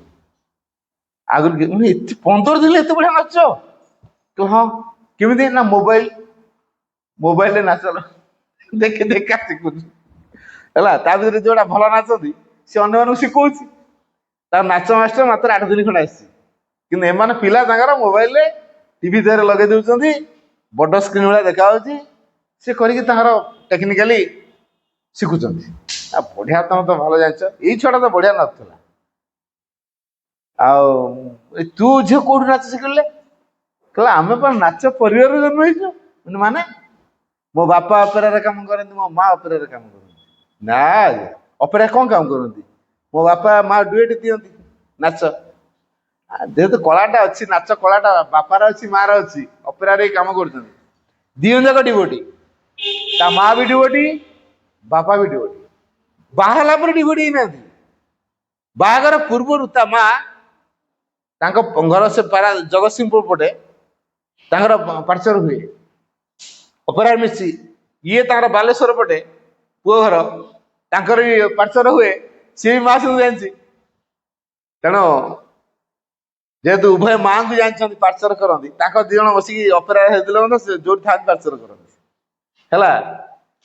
ଘରେ ପାର୍ଚର ହୁଏ ଉଭୟଙ୍କ ପରିବାରରେ। ଛୁଆଟି କହିଲେ ଆମେ ଆଉ ଯୁଆଡେ ବୁଲିବା, ଛୁଆଟାକୁ ବୁଲେଇବା କି? ଏଟା ଗୋଟେ ହଷ୍ଟେଲ ପୂର୍ଣ୍ଣାଙ୍ଗ ଶିକ୍ଷା କେନ୍ଦ୍ର ଛାଡ଼ିଦବା। ଗୋଟେ ପୂର୍ଣ୍ଣାଙ୍ଗ ଶିକ୍ଷା କେନ୍ଦ୍ରରେ ଛାଡିଛନ୍ତି, ରେସିଡେନ୍ସିଆଲ ସ୍କୁଲରେ। କେତେ ବର୍ଷ ବୟସରୁ ଛାଡିଛନ୍ତି ଜାଣିଛ? କେଜି କ୍ଲାସରୁ। କେଜି କ୍ଲାସ ଟା କେତେ ବୟସ ହେଇଥିବ କହିଲ? 3.5 4, ହଁ 4 ମାକ୍ସିମମ୍ 4 ବର୍ଷିଆ ପିଲା ହଷ୍ଟେଲରେ ରହିଲେଣି। ଯେହେତୁ ଡିଭୋଟି ପରିବାର, ତେଣୁ ସେମାନେ ଛାଡି ଦେଇଛନ୍ତି। 4 ବର୍ଷର ଛୁଆ ହଷ୍ଟେଲରେ ଅଛି, ହେଲା। ତେଣୁ ହଷ୍ଟେଲରେ ସେ ମାଆଙ୍କୁ ସବୁବେଳେ ଦେଖୁଛି, ଧ୍ୟାନ କରୁଛି, ଜପ କରୁଛି, ଫୁଲ ଦଉଛି, ପାର୍ଶ୍ୱରେ ବସୁଛି, ଗୀତ ବୋଲାବୁଲି ହେଲେ ସେଠି ବସୁଛି। ଏମିତି ମାଆଙ୍କ ସହିତ ସେ ସବୁବେଳେ ସମ୍ପର୍କିତ ହଉଛି। ତା ମାଆଙ୍କ ମୁହଁକୁ ଦେଖିଲେ ତା ଏତେ ଖୁସି ଲାଗେ, ତା ସେଇଥିରେ ସେ ସବୁ କଥା ଭୁଲିଯାଏ। ପଢା ଏତେ ହୁଏନି। ମୁଁ ଏବେ ତୋର କୋଉ କ୍ଲାସ ହେଲା? କହିଲା ଏବେ ଦଶମ ଭାଇ। ହଁ, ତୁ କେଜି କ୍ଲାସରୁ ଦଶମ ପର୍ଯ୍ୟନ୍ତ ହଷ୍ଟେଲରେ ରହିଲୁଣି? କହିଲା ହଁ ଭାଇ, ହେଲେ ମୋର ପାଠ ହଉନି ବା। ମତେ କହିଛନ୍ତି ଆମ ଭାଇ ମାନେ ଏଥର ପୁଣି ଦଶମରେ ଆଉ ଥରେ ରହିବି। କଣ ଭାଇ? ମୋର ପାଠ ହଉନି ଆଉ। ମୁଁ ତ ଯେ ବିଦ୍ୟାଦାତ୍ରୀ ଯେ ଜ୍ଞାନର ଭଣ୍ଡାର, ତାକୁ ଧରୁଛୁ, ତାଙ୍କୁ ଆରାଧନା କରୁଛୁ। ଆଉ ତାହେଲେ ଏଠି କଣ କରୁଛୁ? ମୁଁ ସାଇଲେନ୍ସ ରୁମ୍ ଦାୟିତ୍ୱ ନେଇଛି ଭାଇ। ରାତି କରି ଉଠିକି ଗାଧା ପାଧା କରି ମୁଁ ମାଆଙ୍କ ଫଟୋ ପତ୍ର ସବୁ ପୋଛେ, ଫୁଲ ବଦଳେଇ ଦିଏ। ଟେପ୍ ରେକର୍ଡର ତାଙ୍କର ସବୁ ଥିଲା, କ୍ୟାସେଟ୍ ଥିଲା, ମୁଁ ବଜେଇକି ମେଡିଟେସନ କରାଏ ସନ୍ଧ୍ୟାବେଳେ ଆଉ ସକାଳେ। ମୁଁ ଯିଏ ମାଆଙ୍କ ରୁମ୍ ଦାୟିତ୍ୱ ନେଇଛି, ମାଆଙ୍କ ସେବା ଯିଏ କରୁଛି, ତ ଅସମ୍ଭବ ତା ଭିତରେ ସମ୍ଭବ ହବ। ତୁ କିନ୍ତୁ ଭାବୁଛୁ ମୋର ପାଠ ହଉନି ବୋଲି? ଭାଇ ଆପଣଙ୍କୁ ତ ଆମର ଏଠି ସମସ୍ତେ ମାନନ୍ତି, ଆପଣ ଟିକେ ଆମ ପ୍ରିନ୍ସିପାଲକୁ କହିଦେଇକି ଯିବେ ହେଲା। ହେଲା ମୁଁ ମତେ ଯେମିତି ମେଟ୍ରିକ 10th ମୋର ଫର୍ମ ଫିଲଅପ୍ ହବ, ମୁଁ ପରୀକ୍ଷା ଦେବି। ସେ କହୁଛି ରଖେଇଦେବେ, ମୁଁ ପରୀକ୍ଷା ଦେବିନି। ହଉ ଠିକ ଅଛି, ଏବେ ମୁଁ କହିବିନି, ସେ ସମୟ ଆସିଯାଉ ମୁଁ କହିବି ଆଉ। କହିଲା ଭାଇ ଆପଣ ନମ୍ବର ମତେ ଦେବେ। ହେଲେ ଛୁଆକୁ ମୁଁ ଗୋଟେ କାଗଜରେ ମୋ ନମ୍ବରଟା ଦେଲି। ସେ ତାର କାହାକୁ ଫୋନ କରି ମତେ କହିଲା ଭାଇ ଆପଣ ଟିକେ କହିଦିଅନ୍ତୁ। ମୁଁ ହଁ କହିଦେବି। ତା ପ୍ରିନ୍ସିପାଲ ଭାଇଙ୍କୁ ମୁଁ ଫୋନ କଲି। ଛୁଆଟି ମତେ କହୁଥିଲା ନା ଗଧି ପିଲାଟା ବୋଲି। କହିଲା ହଁ ଭାଇ ଏଇଟା ଗଧଟା, ତାକୁ ଆଉ ରଖେଇବୁ। ମୁଁ ଗଧ ଯଦି ଏଇଟା ତମ ପାଇଁ। କେମିତି? ମୁଁ ସେ କୋଉ କ୍ଲାସରୁ ରହିଲାଣି ହଷ୍ଟେଲ କୁହ? କେଜିରୁ ଦଶମ ପର୍ଯ୍ୟନ୍ତ ଗଲାଣି, ସେ ଗଧ କେମିତି ହେଲା? ତା ଗଧଟା କଣ ତା ବାପା କରିଦେଇଛି ନା ତା ମା କରିଦେଇଛି? ଗୋଟେ ପିଲା ଗଧ କେମିତି ହେଲା?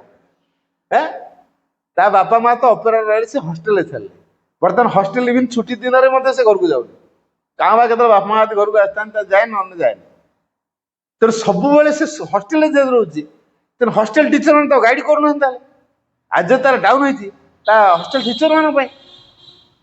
ତେଣୁ ଏଇଟା ତମର ଭୁଲ ହେଇଛି, ତାକୁ ଇଏ କର। କାରଣ ନା ଭାଇ ଏଇଟା ଫେଲ ହେଇଛି, ଆମ ସ୍କୁଲ ବଦନାମ ହେଇଯିବ। ମୁଁ ମୋଟେ ନୁହଁ, ସେ ମାଆଙ୍କ ରୁମ୍ ଦାୟିତ୍ୱ ନେଉଛି। ଆଉ ପିଲାଟି ଭିତରେ ଯୋଉ ପ୍ରକାର ମାଆଙ୍କ ପ୍ରତି ବିଶ୍ୱାସ ଅଛି, ମୁଁ ତାକୁ ଠହରେଇଛି କଥା ହେଇକି, ଏ ପିଲାଟା ନିଶ୍ଚିତ ପାସ୍ କରିବ। ତ କରିଦିଅ। ମୁଁ ଯେତେବେଳେ କହିଲି, କହିଲେ ହଉ ଦେଖିବା।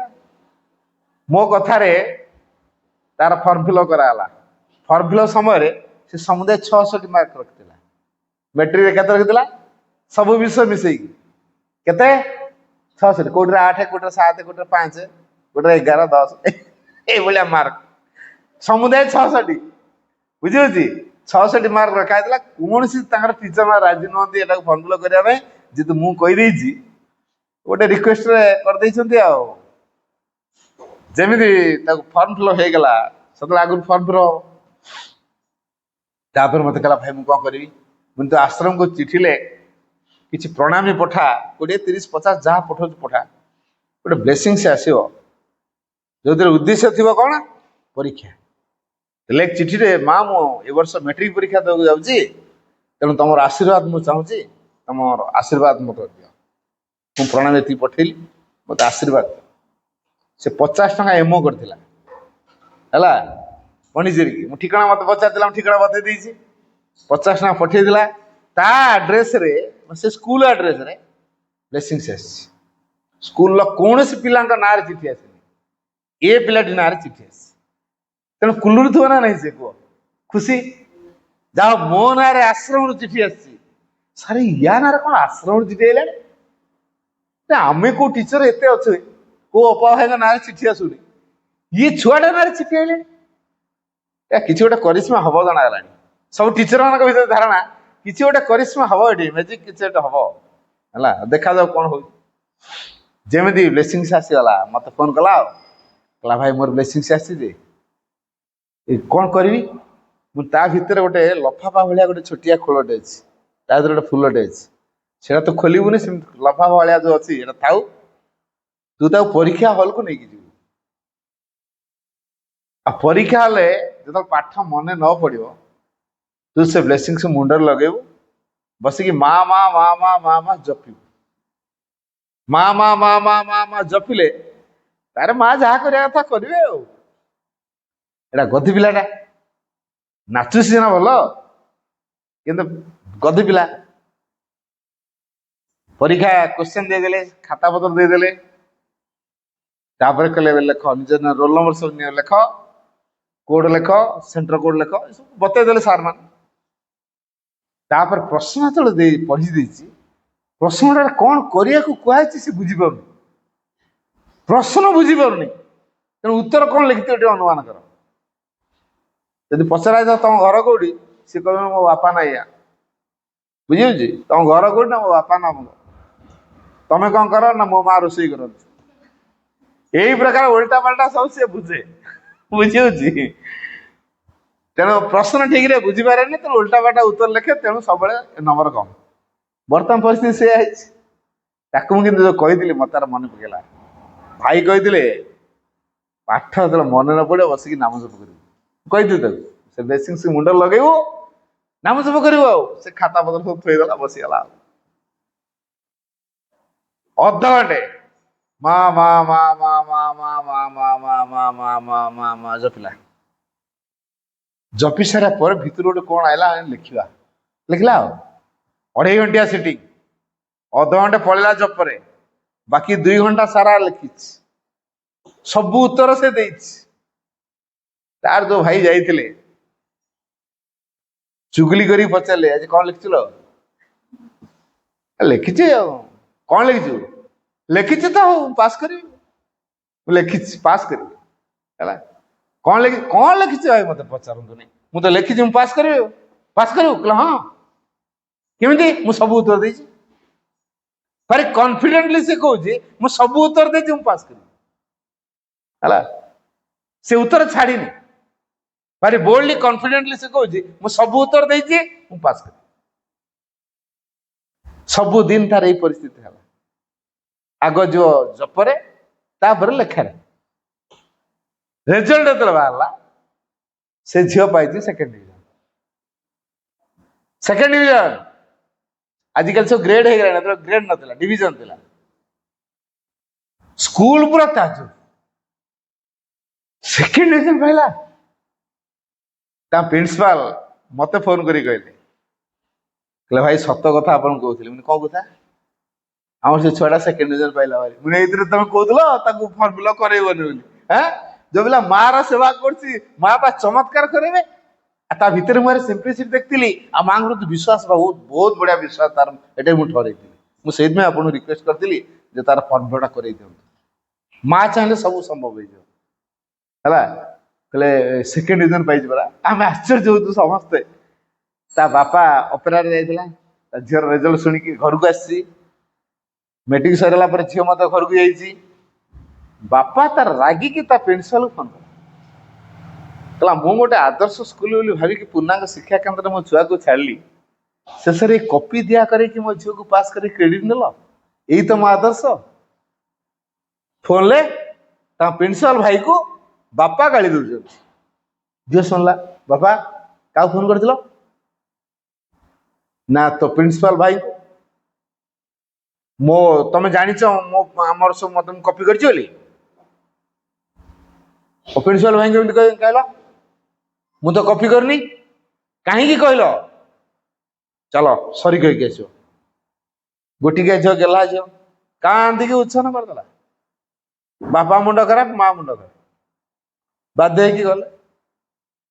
କଣ ଦେଖିବା ପ୍ରକୃତ ଘଟଣା? କହିଲେ ଭାଇ ଆମେ ତ ଆଶ୍ଚର୍ଯ୍ୟ ହେଇଛୁ, ଆମର ପିଲା କେହି କପି କରିନାହାନ୍ତି। ଆମେ ତ ଆଶ୍ଚର୍ଯ୍ୟ ହେଇଛୁ କେମିତି ସେ ପାସ୍ କଲା ସେକେଣ୍ଡ ଡିଭିଜନ। ସତରେ ତା ଭିତରେ ମା କାମ କରୁଛନ୍ତି। ସେ ଯୋଉ ମାଙ୍କ ରୁମ ସେବା କରେ, ମାଙ୍କ ରୁମର ଦାୟିତ୍ୱ ନେଇଛି, ମାଙ୍କୁ ବିକଳ ହେଇକି ଡାକିଛି, ତା ଭିତରେ ଯୋଉ ବ୍ୟାକୁଳ ପ୍ରାର୍ଥନା ମା ଗ୍ରାଣ୍ଟ କରିଦେଇଛନ୍ତି। ଏଇଟା ମା ତା ପାଇଁ ଚମତ୍କାର କରିଛନ୍ତି। ଆମେ ତ ଆଶ୍ଚର୍ଯ୍ୟ ହେଇଛୁ, କପି ସେ କରିନି ଭାଇ। ସେ ଝିଅ କେମିତି ପାସ୍ କଲା? କାହା କୃପାରେ? ମାଙ୍କର କୃପା। କେମିତି ପାଇଲା? ତା ଭିତରେ ସରଳତା ଟିକେ ଥିଲା, ମାଙ୍କ ପ୍ରତି ବିଶ୍ୱାସ ବି ଥିଲା। ତେଣୁ ଯୋଉଠି ସରଳତା ଅଛି, ବିଶ୍ୱାସ ଅଛି, ମା କାମ କରିବେ ନା ନାଇଁ? ତେଣୁ ଆମ ଭିତରେ ସେ ସରଳତା ରହିବା ଦରକାର, ମାଙ୍କ ପ୍ରତି ବିଶ୍ୱାସ ରହିବା ଦରକାର, ଭରସା ରହିବା ଦରକାର। ମା କରିପାରିବେନି, ଡାଉଟ ଆଣିଲେ ତାହେଲେ ହବନି। ମା ତ ଇଏ ମୋ ମା କରିବେ ଆଉ। ये होचंदी महेश्वरी, ये महाकाली, ये महालक्ष्मी, ये महासरस्वती। तेणु ये निश्चित करियो। यही भावना को लेकिन आम माँ को डाकिवा सब संभव हो ना। केते जन पाठ पढ़िया पूर्व माँ को डाकुच? के जन डाकुच? ओनली 1 2 3। अच्छा यहीटा कौन एटा के ये कौटा एटा कुआड़ को पाऊे मुझे जानी हाथ टेका ना हाथ पका हाथ हाथ टेक भल कि हाँ से वेरी गुड। अनुभव करवा माँ दृष्टि जहाँ पड़ी सबु संभव सबु संभव। माँ को किए आखि भल कि अनेक चाहूच माँ का आखि भीतर दे माँ शक्ति दे था। माँ का आखि सहित आखि को मिसई पारला से दृष्टि भीतर गोटे आकर्षण शक्ति रही से दृष्टि आकर्षण जो करती माँ तारी माध्यम आम भीतर साइकी को खोल दियंती। साइकी खोलीगले अंतरात्मा खोलीगले ज्ञान बाहर ना आपे आपे। काली कहती हृदय ज्ञान अच्छी क्या हृदय भगवान अच्छा हृदय यदि भगवान अच्छा हृदय ज्ञान अच्छी आम के चाहू माँ का आखि सहित माँ का आखिर इशारा मिले आ शुण व्यस्त ले ना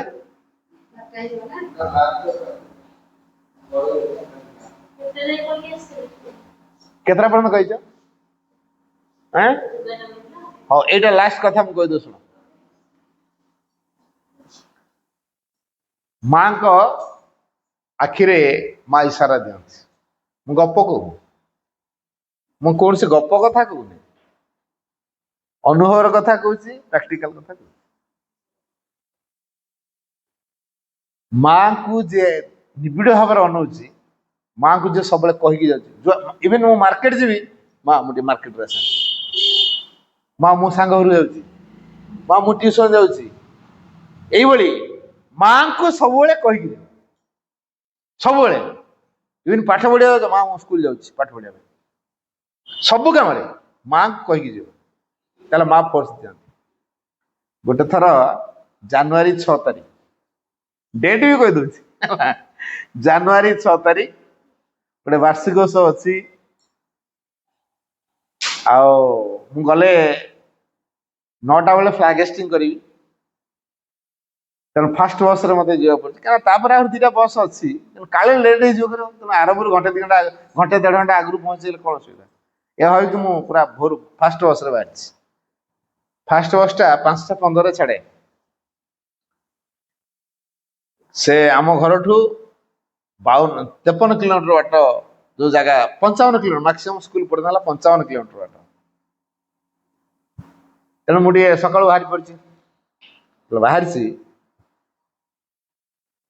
मो माँ को सब कहीकि आसे जुआड़े गले मो माँ को कही मो मिसेस को कहली चा फा बना पलि जी राति गोटे उठे सी टे शीत दिनिया राति शीत भी भल छाड़ न था ना जानुरी भल छाड़ नहीं हे राति को उठिकी मत हैरान कर चा टे पी बोली मु गाँ टे होता है जहा मोर नित्यकर्म सारी सारी गला मुझे चा टे बना पी जी मो झुला पत्र धरिकी फटो पाखे छिड़ाई सी तार चा बनई एत तरतर कराऊला मत राति 4 रु उठे पकाउला 5टा बाजिला एपर्यंत जाऊ न 5:15 बा तुम गाड़ी हाँ रु कहीं जाऊन तू कहीं बुझू तार रहस्य व्यस्त हो ना व्यस्त चा आनी पी दी सार चा पी सारे 5:15 मो घरे होगा 5:15 मो घरे होगा मो माँ को मुँह को चाहिए आखि को चाहिए माँ मत इशारा करूना आ माँ जब इशारा करूना मु न जा लोक नुह कौन है तुम 5:15 जीव कहला कौन करिया माँ तो ब्रेक दे दी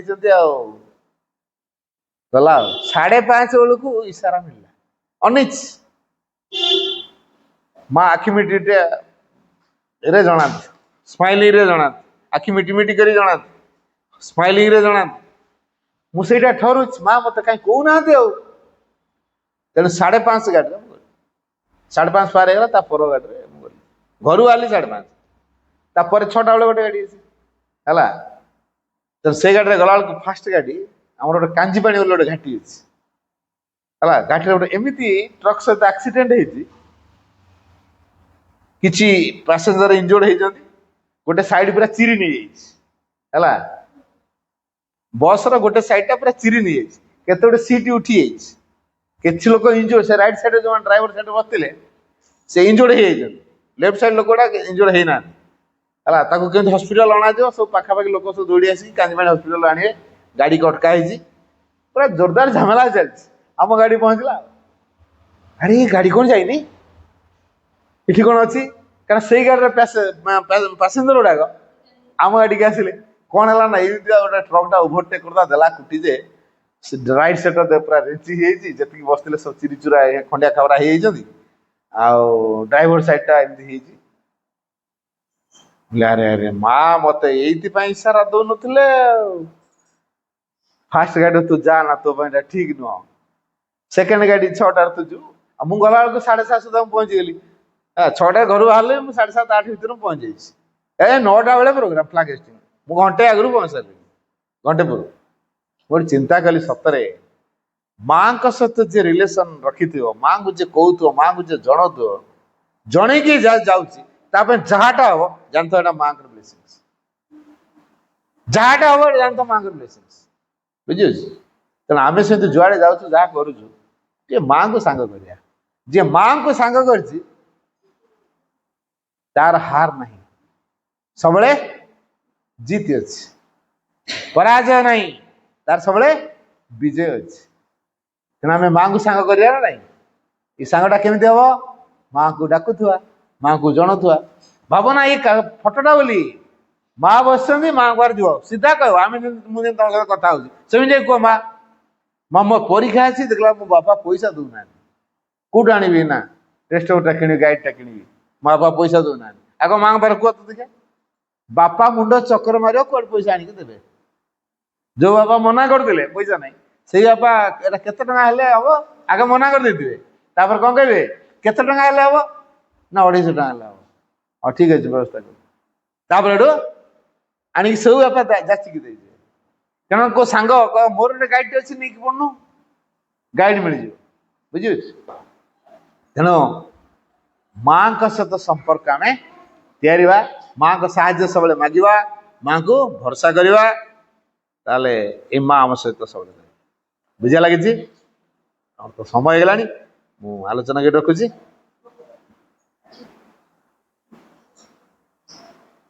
ଟିକେ ନୀରବ ରହିବା।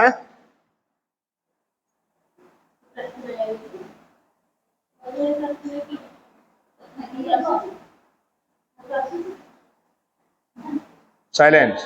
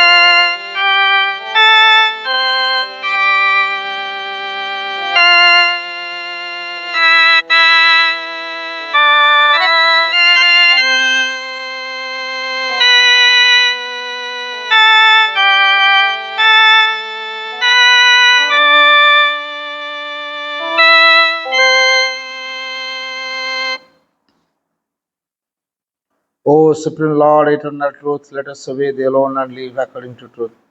परमोच प्रभु सत्य नित्य त्वामेव केवलम अनुवर्ता महे सत्यम मनुजवाम केवलम।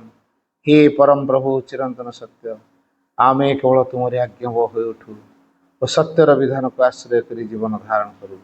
ओम आनंदमयी चैतन्यमयी सत्यमयी परमे। ओम शांति शांति शांति।